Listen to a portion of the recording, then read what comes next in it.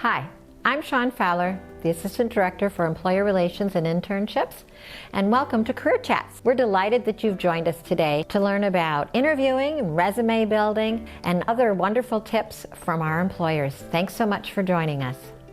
I'm Erin Hollenbaugh. I'm a professor of communication studies at the START campus of Kent State University. The Senior Seminar is a capstone course in communication studies, and as such, most students take this course in the last or the second to last semester that they're a student here at Kent State. In Senior Seminar, it's doing a combination of putting an end to your academic experiences, so they do things like put together a portfolio of their academic works, but it also does a lot to help prepare students for the next steps in their life. Students take some time that semester to really do some self-reflection. They work through some activities to help them understand their plans for their next steps, whether that is career kinds of things, whether that is graduate school, or oftentimes a blend of the two. Communication studies is one of those disciplines where students have almost too many options, right? It's not a discipline that's going to feed directly into specific careers where that is your only option, but instead it is one of those discipline areas where we hone a lot of transferable skills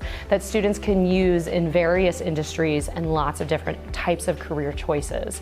So what I have found is that students, probably one of the biggest challenges that they face throughout their time here, but especially kind of culminating in this senior seminar experience, is really trying to narrow down the options that they're going to pursue most heavily. And sometimes they come to this course having already done a lot of that heavy lifting, already having chosen one or possibly two career directions that they're considering. Other times we have students who have yet to think about it. So, it really kind of runs the gamut from the very well prepared, ready to hit the ground running, to those students who are sort of deer in headlights. Oh my gosh, I'm going to graduate, what's next?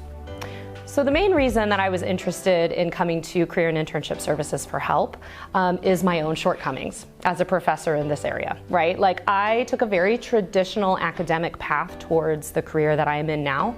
I graduated my undergraduate at 22. I did my master's and PhD immediately following, and I went directly into my career as a professor. So other than a couple internships and some, kind of serving jobs and things like that over the years, I felt like my experiences in professional development just weren't up to par. My students deserved better than that, right? I really wanted them to have access to the full, up-to-date kinds of experiences that someone like Chris or Shawn and others in Career and Internship Services could provide to our students. Secondly, I have had a speaker from Career and Internship Services come to my Foundations of Communication course.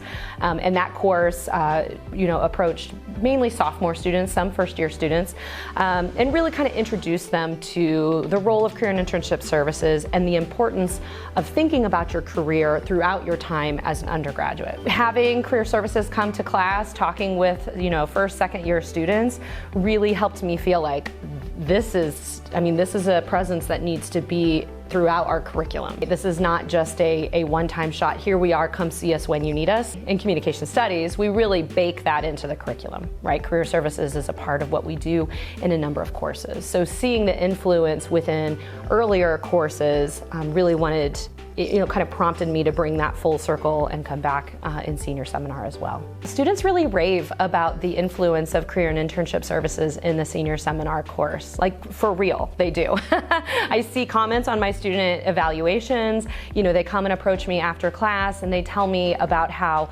having Career and Internship Services present within our course really prompted them to follow up and do much more one-on-one kinds of counseling.